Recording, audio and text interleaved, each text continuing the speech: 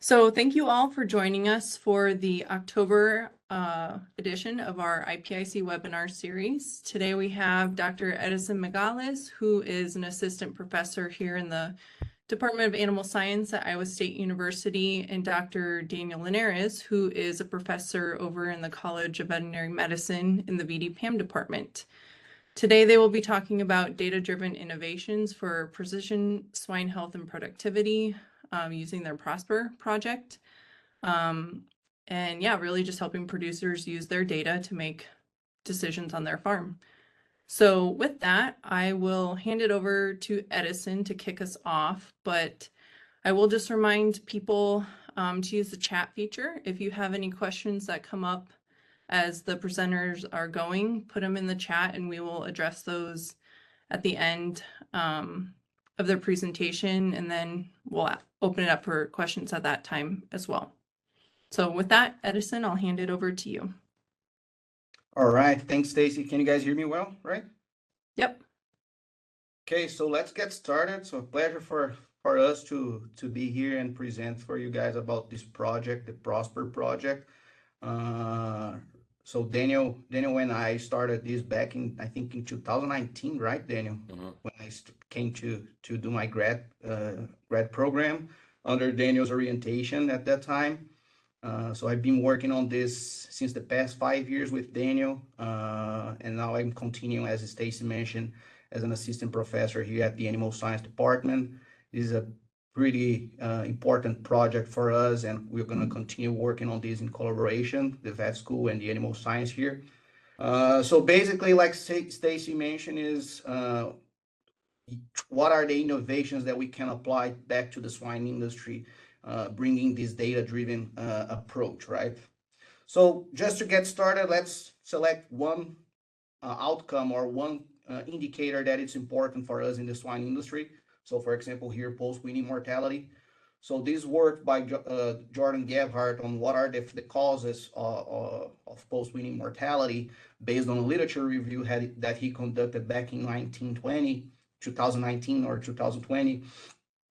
So we can see a lot of factors here, right, that are impacting one specific thing here, post-weaning mortality. And the thing that I think it's the most important one is that the interaction between all these areas, they are interacting to each other. So it's hard to say, for example, that disease X is impacting post-weaning mortality in 3% alone if you don't know what's happening in the background, right? So that's the first thing that we have to think about when we start talking about using the data to investigate factors impacting performance. And most of the work that we've done here, Daniel and I, was with data from producers in the US. So I'm going to show you guys that. So we saw this critical need for what we call a near real-time big data consolidation, right? So we know that there are a lot of factors. Good news is that most of the swine producers, they are collecting data from each bucket. But how we have and we build this near real-time big data consolidation, right? That will, after doing that, allow what we call interactive analysis of swine data and the application of the precision swine health and productivity management concept. So precision health and productivity is basically when you account for all these factors and you are investigating some specific disease or intervention under field conditions, right? So this is a work that we've done back in 2020, and was published in 2022. So we worked on those years, was to develop the Prosper platform that we call. So Prosper stands for Predictors of Swine Performance Digital Platform.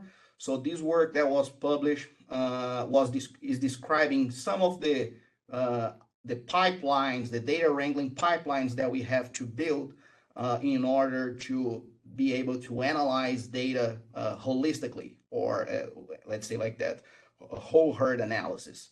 So this is the work that we've done. And when we talk about that, this is data from IoSelect farms, and they allowed us to share that. In fact, they are co-authors in this publication.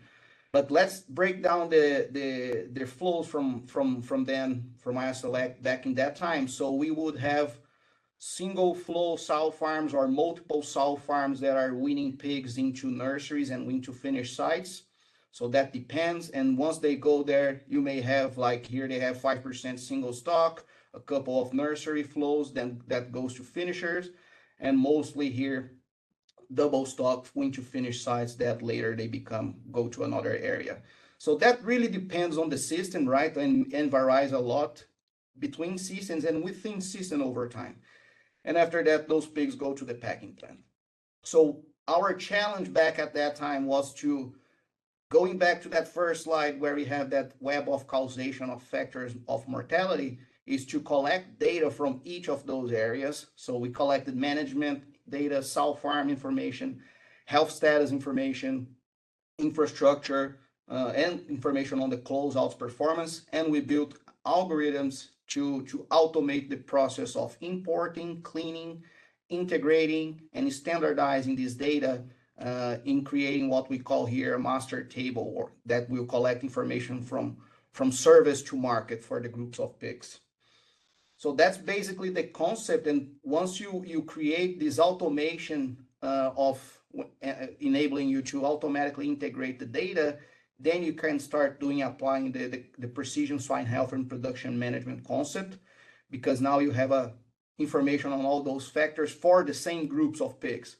So in this case, if we think about finisher closeouts, for example, we would have the service to market information for each finisher closeouts. So if they came from, for example, from a sow farm that had a diagnosis of a rotavirus or coccidiosis, that information will follow those weaned pigs all the way to the packing plant if they go to 2 nurseries or 3 finishers, whatever. So that's kind of the process. And once we have that automation made to build the master table, then we can start implementing start having some fun, let's say like that, right? Analyze the data. So 3 areas that we could approach initially that we have been working with Prosper is, what are the major drivers, right, of performance? When you collect a bunch of data, you would have 100, 150 variables. So how do you understand the most important factors for your specific question? After that, apply causal effect investigation. So how can you measure specific impact of diseases or interventions while controlling for all the other factors? And the last one, to forecast productivity. So using that information from those groups to train models that once you receive data from new groups, you predict downstream performance. So that's basically an overview of how Prosper it is today. So 3 different companies enrolled, collecting data from each of those production systems. We have a server that integrates that data, and then we start the analysis. The integration is made within each production system. It's not between. And we are now in the process of finalizing that, the other part. So we're gonna show some examples for you guys here on analysis. So for example, the analysis that you guys are going to see in the next slides, we're gonna analyze finisher closeouts. So what are the information that we have for those groups? So for example, the breeding to wean performance in the sow farm for each of those groups, health status of the sow farm and growing pig and growing phase, information on PCR results, diagnostics, the flow, the closeout data, and carcass information. And like I mentioned, we can do risk factor analysis on that. What are the major drivers of performance, causal inference analysis, and lastly, forecasting. So Daniel, transferring to you, let's start with the next step here on the risk factor analysis. Yeah, so here we're gonna be able to show some results, like Edison said, from a real system, real farm that had some specific questions in mind as far as what's impacting my mortality. And here, this first part of this slide is Edison assembled this data set from the system that had, of course, the system is in Iowa, and that they had challenges with PRRS virus. And the veterinarian knows, yeah, PRRS causes us problems. So in response to that, we have our management in place to mitigate the clinical losses, right? So vaccinations, changes in pig flows, strategic mixing of flows when that makes sense. And then their question is, all right, we know PRRS has the potential, but we have our interventions in place. Is it working? Is it not? So now adjusting for the factors here, what we see in this plot is the win to finish mortality of flows that came from sow farms of different status for PRRS specifically. So what you see here is about 8% flows that came from negative sow farms had about 8% win to finish mortality, which was similar to that of stable sow farms. And as expected, the flows coming from unstable sow farms had significantly higher mortality. So for them, this was encouraging to think, to conclude that whatever their veterinary kind of strategy toward PRRS was to make the herd stable and classify that as such was working, because the mortality was not very different from the negative flows. So one of the conclusions at that point in time for that system was, let's keep our game plan here for PRRS. It appears to be working. And now the rest of the other side of the slide is a similar story, but from a different system, right? They categorize the sow farms following closer to what the American Association of Swine Vets put out, right? Category A, B, 1, 2, 3, or 4.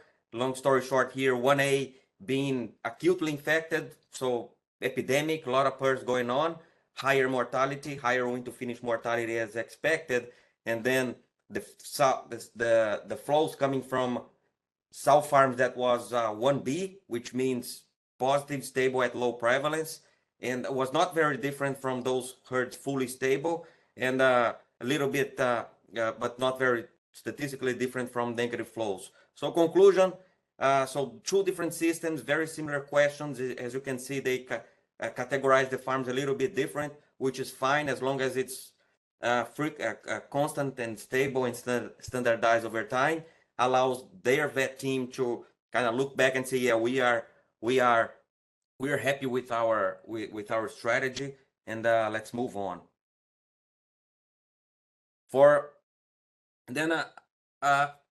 Mike, that was a first question. A similar question is about mycoplasma at placement. Does it matter? Is it any different?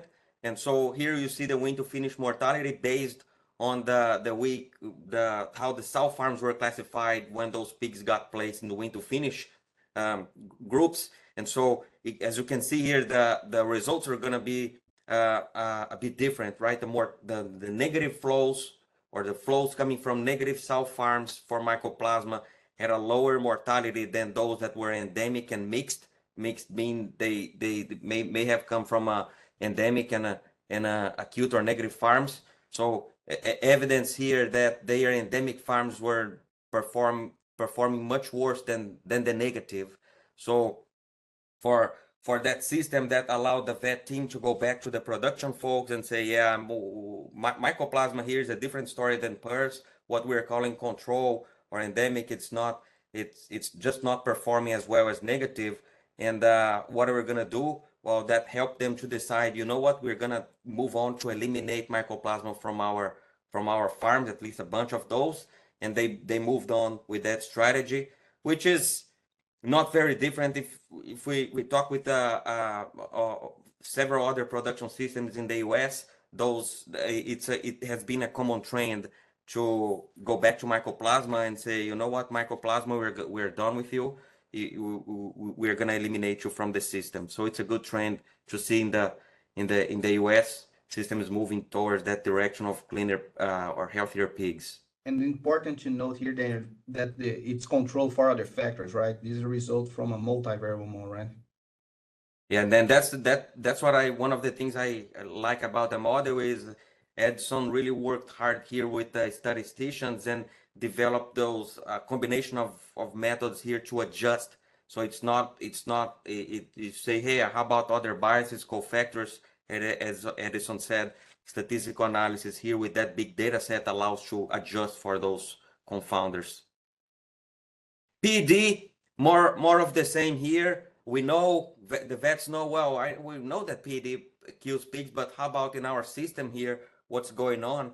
And sure enough, for this example here, PD coming from sow farms that are classified as positive, have a higher mortality. I think this is just a nursery compared to farms that are negative for PED. And then the follow-up question is, okay, how about stages of infections, right? And so if you break down, and Edison broke down here the first 3 weeks post-outbreak, which are more a lot of virus, a lot of pressure of infection, not so much herd immunity. That's when mortality is higher, followed by then the next 4 weeks until the end of shedding, as defined as oral fluids negative by family oral fluids. We can talk more about monitoring later if interested. But then, as expected, over time, that herd immunity kicks in and things stabilize. So again, how are people going to use that? Well, they know if mortality is not so great the first 3 weeks post-outbreak. So one more thing to have in the decision tree for the system. Are they gonna keep those pigs? What are they gonna do in those first 3 weeks post outbreak? It's not uncommon to find different strategies there in the first week of life, first weeks of life post PED. One other capability here, which especially here with the Iowa State laboratory, is the ability to link not only health status defined by the vets that we talked about in the previous slides, but also import in a real time with some APIs data such as PCR straight to the data set. So if the vet submits for PCR testing in any oral fluid or tissue, whatever it is, it comes directly to the database. And same thing with what the diagnosticians call the diagnostic code, which is pretty much, a long story short, if you for tissue cases, the diagnostician comes, look at the slide, and analyze the lesions. And so if the lesions are compatible and the PCR or the other tests confirm, yeah, this was PRRS virus was likely the case. In this case, then they tag PRRS. If it was PRRS and myco, they tag both. If it was just mycoplasma, they only tag mycoplasma. So in any way, in summary here, we have access to both of these data streams, the PCR results and the diagnostic codes out of the tissue submissions. And Edison then is able to incorporate that in what you heard him saying, the master table, that will have all the other environmental factors, productivity, so on and so forth. And so that allows to ask some of these follow-up questions, which is, after you integrate all of these data from the lab, whether there's PCR or tissue submissions with the conclusions from the diagnosticians of what's going on. If you go to the next slide, is now you have the movement information, so you know where the finishers came from, you know where the nurseries came from, you recreate that background check for all the flows, and then you tag all the diagnostic results, whether they're PCR or tissue, in those flows. And now if you go back to, okay, what's the effect of all of that in mortality? Now we're able to create plots as this one. And again, this is for one particular production system, looking at what's the win to finish mortality of flows that had a tissue submission with assigned diagnostic codes, while those who have higher mortality compared to flows that went through and did not have a tissue submission, right? Which makes sense. The vets don't send tissues of healthy pigs and most of the time. So, but again, having that information allows the vet to better measure what's going on in terms of incidence of diagnostics and what's that impacting in mortality. Then we start opening that up. Let's look at influenza, for example, right? Is influenza associated with mortality? If you look here, what's the win to finish mortality of flows that had no diagnostic codes? It was 8%. Those that had a diagnostic codes other than influenza, a virus, was a little bit higher, as we said, right? Any tissue submission is associated with spikes in mortality. If we look only at those that had influenza positive diagnostic code, so again, that's beyond PCR, a diagnostician looked at that lung and said, yeah, that lesion was caused by influenza, then you see, yeah, that's a higher mortality. So is that, and then the vet comes and said, yeah, influenza has a lot of friends. It usually tags along with PERS and Michael and PCV2. So is that really influenza? So, all right, let's open up and answer that question. The good thing about this program is that it allows people, the decision makers, to ask the questions and then answer based on their own data, right? Not from the neighbor, not from the literature, but their own data. And if we start opening things up here, we'll see that mortality, the higher mortalities are with when flu is present, yes, but also only when PERS was also present. You see that mortality with flu and flu alone without PERS was still a little bit higher than the baseline, which was 8%, but it only skyrockets when PERS is alone. So those two gotta watch for that interaction. That's gonna be very important and significant. So that has implications for I gotta look at those two things, and when I'm considering vaccination or antibiotics or antipyretic, right? Gotta understand the PERS and flu combinations for a more precise treatment or prevention. Similar things here for Glasarella parasuis, which is common for polycerositis and mortality in nursery age pigs. And so it's gonna be more of that same story of a flu, right? There will be some important interaction here, flows detected with both Glasarella and PERS. They will have the highest mortality compared to PERS alone and GPS alone. It's not saying that PERS alone is not significant. It is, as you can tell, 11.7 is going to be much higher than 8, which is the baseline. And same thing for GPS. GPS alone is a couple percentage points higher. There's a lot of that's very significant. But of course, if you have combined those two, that's where the problem is higher. Streptococcus suis, the number one cause of CNS disease or central nervous system associated disease in the US. The story is going to be very much similar to that of Glasarella. It's they gotta watch for the interaction of PERS and Glasarella.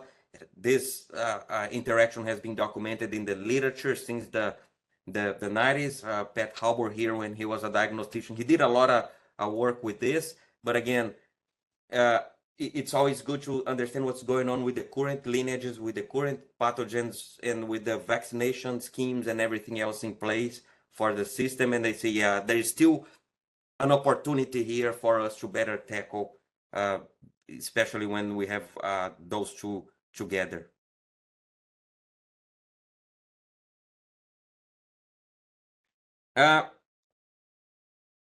Here, more of that same evidence, right? Where whenever there is a lateral infection for PERS, even if the lots came negative or stable from sow farms, whenever there is tissue submissions after the lots are placed, that can be incorporated in the database and help the system vet to ask and answer that question. Yeah, whenever I have a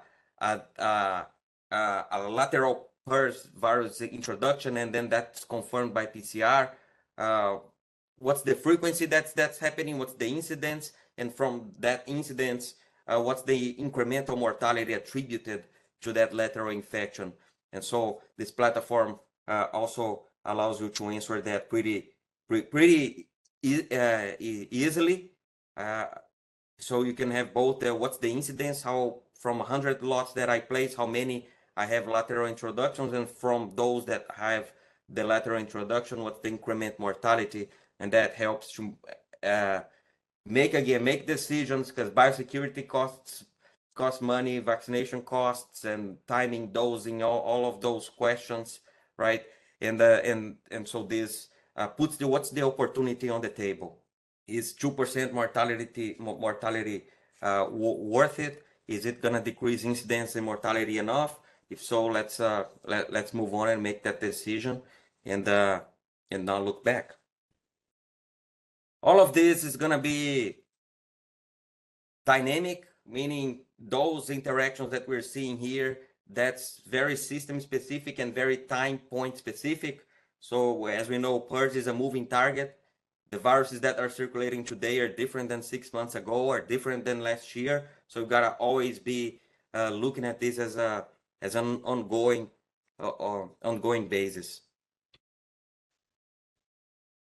The next one is going to be looking at timing. We know it's also should not be a surprise that the timing of infection is associated with mortality. And but again, for my system, for my herds, what's going on? And sure enough, here it's another evidence that groups with confirmed PCR positive, and whenever you establish some sort of surveillance, passive or active, the earlier they get infected or detected in the growth finish period, the higher you expect mortality. So see 10% for those infected in the nursery compared to under 8% of those not detected at all or not tested, and detected early in the finisher is going to be somewhere in between. So again, though as I said, those are going to be very system specific, right? Understanding that I know PRRS causes in any disease is going to have the production impact, but I have my commingling strategy, I have my vaccines, I have my antibiotics, I have my peak flow, nutrition, environment, barn setup. You can think about a lot of things that people are actually doing, and what is approach of assembling the database and putting those numbers together. What that allows people to do is what's going on with all of that in my system, and where are the opportunities to look for to improve my return of investments of my different interventions that may be related to people, to barns, to health, to nutrition, to other factors. Right, Edison? Yep. This is the last one here is on the DX code. So pretty much the same thing of the PCR, right, Daniel? Yeah, same story with a different data stream. That's why it's good to have more than one option, right? If you have PCR, you work with PCR. If you have tissue submissions, work with that. A lot of times those. So there's more than one way you can use the data to answer your question. And one thing that it's interesting here, Daniel, on what you showed is most of the things that you show here, like the impact of some of these diseases, people would expect that, right? That makes sense. But how much that is in your system, I think that's where we have like supporting this producers to do that with their own data, right? Yeah, and maybe they are vaccinating, but they are using partial dosing, or they are vaccinating at a specific point in time. And after this, the data, they may consider, I'm gonna up my doses, or I'm gonna do a second dose, or I'm gonna change the vaccination timing, or that there are many things. The first step is let's understand what's going on with our current strategy, because you may very well conclude, like in the first example, is what, our strategy is working, and we're gonna keep doing that at least for the next 6 months. Yeah. All right, so now we move to the next part where this first part that Daniel described is you using your own data, right, to understand those trends and those factors, and use that to kind of a validation, internal validation using your own data. Now we're going to use we can use basically applying machine learning to that data, right, and trying to do prediction or a better investigation of factors impacting performance. So this one is a work that we've done on forecasting. So to forecast, we focus on forecasting nursery mortality. So now the unit is a nursery group, is not the finisher group. But basically, the concept is you take a training data set. In this case, we have 2 years of groups of pigs, and you collect information for those groups that you're going to use to predict nursery mortality, sow farm and stocking condition factors. apply different machine learning models, forecasting models for on that data, compare their performance, and the best model that you have, you select to predict on the actual data, right? And from that, you can do some ranking and scoring of the most important factors for predicting groups with high and low mortality. So in this case, the prediction could be what will be the mortality value in terms of percentage, or it's going to be above a specific cutoff or not. So in this case, one cutoff could be 4.9% or below that. So everything that is predicted as positive is predicted as high. So basically, if you're gonna do rain weather prediction, so let's say next game, next tailgate that we're gonna have, for example, is it going to rain or not? So you use data from the same time of the year, the same temperature, that type of information, and you use that, train the models, and then you do that prediction. So it's pretty much the same concept here, using retrospective data to train the models, and then you do the prediction. Once we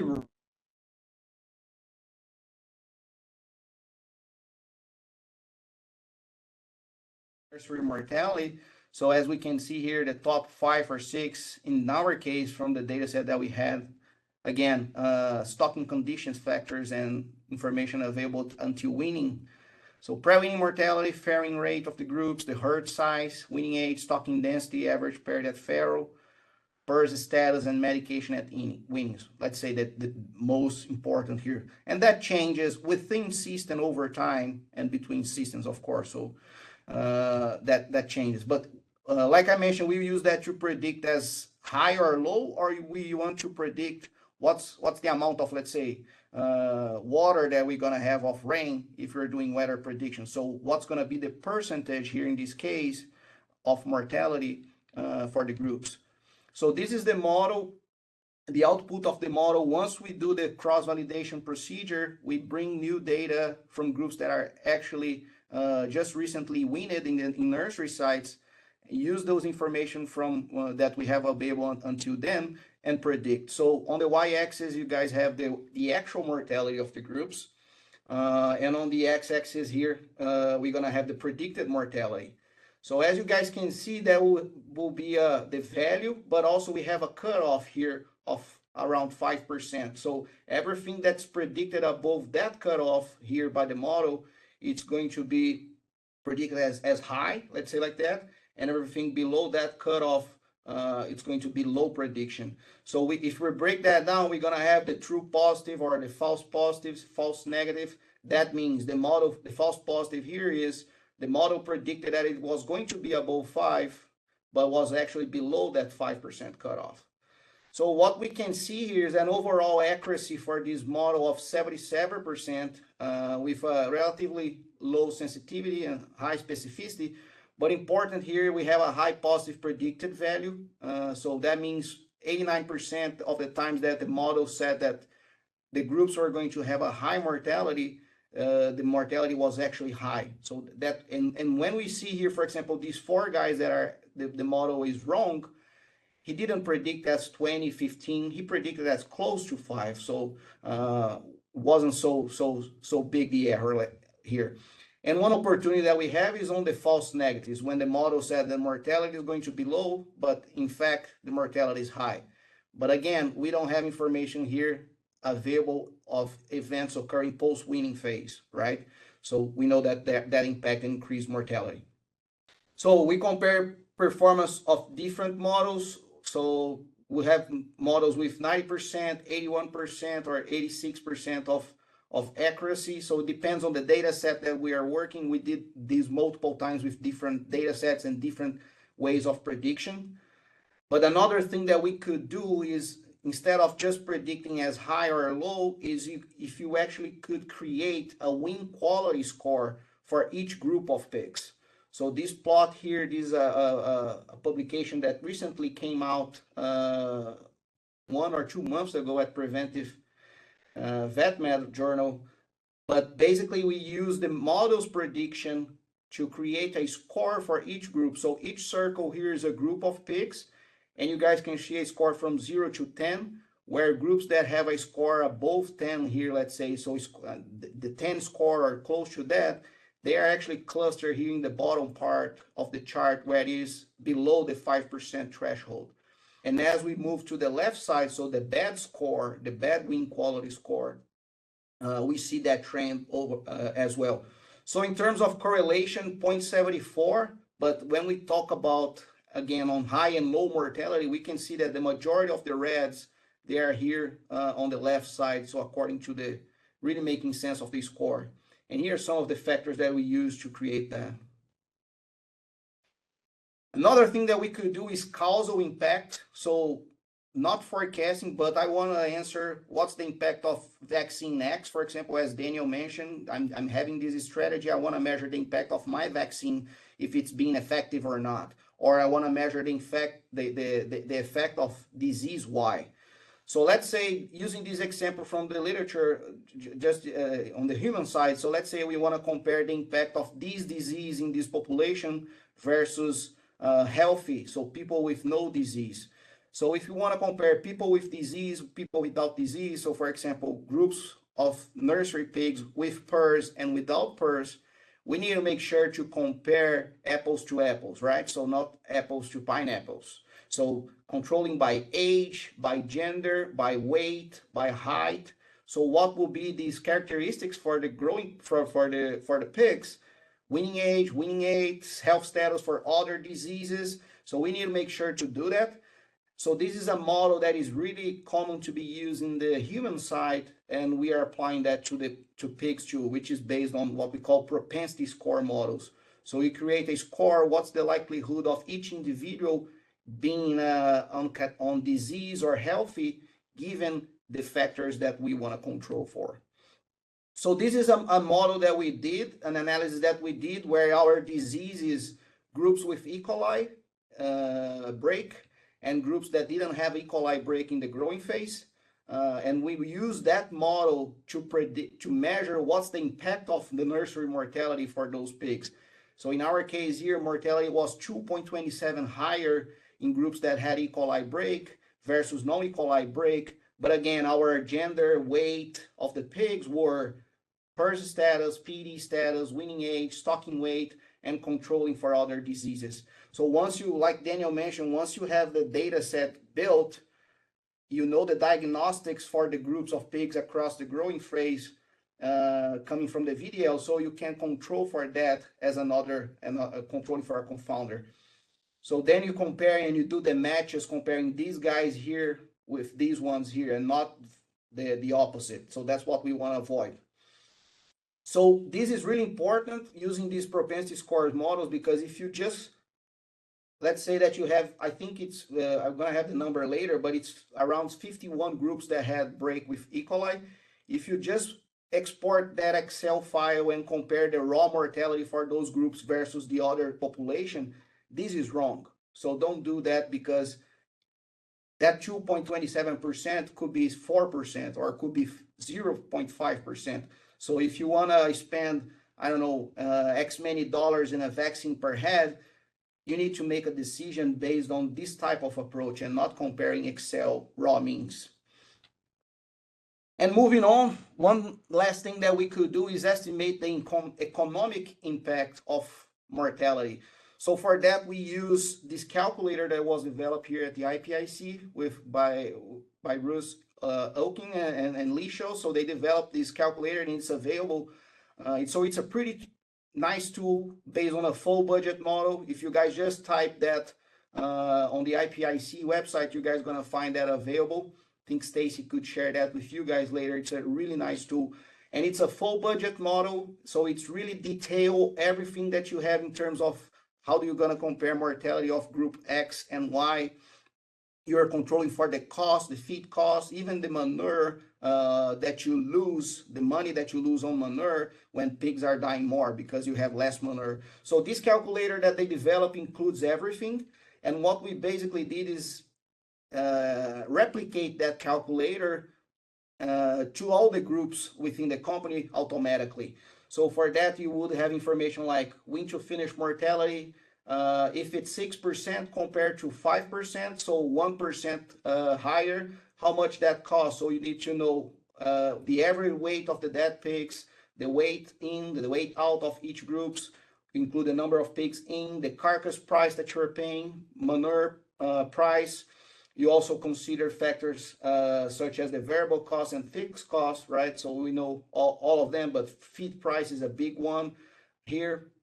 So once you do that for all the groups and you know the price and the cost for each group, the profit using that calculator, and then you compare that to the scenario that you want, let's say 5% scenario. This is the one that we use, for example, here in this analysis. And on the calculator that I developed, for example, 1% mortality under same conditions, the 1% mortality was $1.04 per head. So if you have a 2,400 head barn, that 1% increased mortality was around $2,500 of loss that you're having. So with this model, as we are building and integrating data, we can also apply this and measure that for all the groups and not only one single groups. So on that, we calculate what I'm going to show you guys. We fix the market and feed price. So it's fixed across all groups, but you can also do that as dynamic. So the feed price and the market price paid by each group, but in this one, we fix this one, and all the other variables, the inputs from the calculator were dynamic as the groups values. And here is showing patterns of mortality. So the x-axis, we have the weeks post placement, and we can see here that we have 491 groups that had high mortality. So those groups are the black and the red lines. And we can see totally different pattern of mortality, even though they had high mortality, very similar numbers in terms of overall average. When that mortality happened across the post-weaning phase was totally different. So this black one here, early post-weaning mortality pattern, and the red one, a late in the growing phase, high increase in mortality pattern, right? So on that, if we put that calculator back to the information of the groups, and we know what's the expected amount of feed, for example, that these guys here ate until this point of time compared to these ones, we can calculate. So we did that, and basically the same groups, like I mentioned, the black and the red lines here, similar mortalities as we can see here. The black and the red, they had similar mortalities in the overall average, but the cost, the loss of mortality, the impact of the mortality was almost $1 higher, even though they had same numbers, just because it was happening late. So they ate more feed. So you're losing more feed with those pigs. So if we just make a simulation, let's say that we're not going to reduce mortality, but if we could have avoided that mortality to happen late and that happened early, for example, we would have saved, for example, if we consider about the 1.2 head group in a barn, with around 0.95% cent per head, that will be around $161,000 for those 142 groups here. So if we bring those 142 groups to a mortality that happens early, that would, without reducing mortality, that would have represented $161,000. And if we could have reduced the mortality, not the pattern, the timing, but just from high to low, that will be even higher, right? So that will be around $717,000 for that population. And again, at the end of the day, that model that we did on the E. coli, we put that number because if we know now, this is kind of the using all the tools together to answer one question. So E. coli, how do we measure the impact of E. coli? So this is the 2.27 after controlling for all those factors, like I mentioned, the age, weight of people. In the case of pigs was the weaning age, the status of other diseases. So the value, the delta was 2.27%. And in terms of dollars, as we have the number for those pigs, that was around $2 per head. So with that, I think we're wrapping up here. We have some time for discussion, but take home message, it's really important to do this holistic analysis. Without building those models from end to end within a system, automate this process, we are not able to do any of those, implement any of those approaches. And once we do that, quick overview is we can identify and rank risk factors, forecast productivity, create a wing quality score and use that as a predictor, and also measure economic impact of disease. And for some of the next steps we include on this project is to include small to medium-sized producers at this point. We have included relatively larger producers so far. Conduct prospective studies. So far we're really using observational data, retrospective studies. Also to adapt the platform to semi-automated data communication. So maybe the person doesn't have a cloud and they want to do the same type of approach. How can we deal with the Excel files and build similar approach, right? So this is something that it's in the pipeline, and also keep exploring other innovative data-driven approaches for the swine industry. And with that, I think we have a couple of minutes for questions, right, Stacy? Yes, we do. Right. Thank you both. So a couple of questions did come in the chat as you guys were going. So the first one Chris had early on, which you may have adjusted as a herd level, but he was wondering if you could predict performance on an individual pig basis. Yes. On an initial parameter like weaning weight. Yes, you can do that, or you can do, for example, sow farm performance in the next farrow, use information from until up to this farrow until weaning, as long as you train and do the same approach here at using your unit of analysis as the individual. But yeah, you can do that. Okay. This data here is on of course, the whole population or the group level. Yeah. But, of course, if you want to have individual pig, we've got to have individual pig information too, right? So they got to be tagged and follow them along. Thinking about a multiplier or some any other system that will have individual pig data that could be. Yeah. On the growing side will be a little bit harder, right, Dana? Because you wouldn't have, for example, individual weaning weights, or you might have just the truck.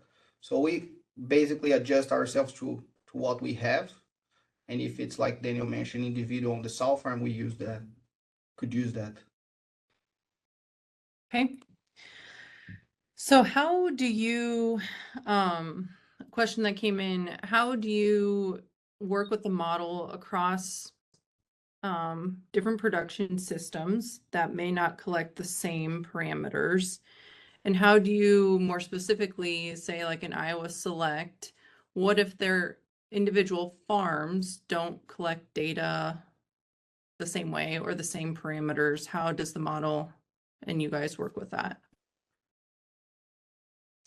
Yeah, on the second question, when we are building the codes, there's a lot of validation process on that. So those things that we know that may occur, for example, same parameter but collected differently within a company or between farms within the same company, we make sure to validate that with the managers on the system. And once they are comfortable and we consider those factors, because you can adjust the code for one specific farm that is collecting differently, you can treat that farm differently using your code.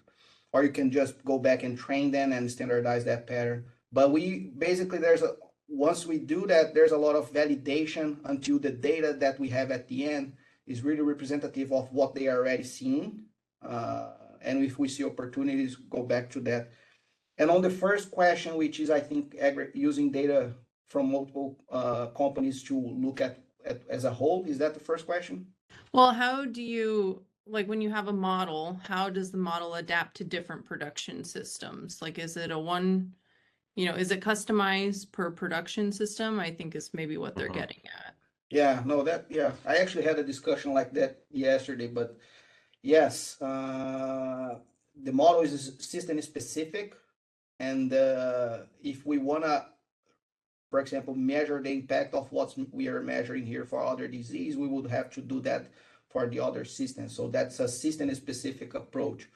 Of course, we know that may have metrics that could be used as for all the farms, but unfortunately, most of the metrics that we have today are actually an outcome of something that is happening. So, for example, pre-weaning mortality. So, what creates a high pre-weaning mortality? It's hard to tell.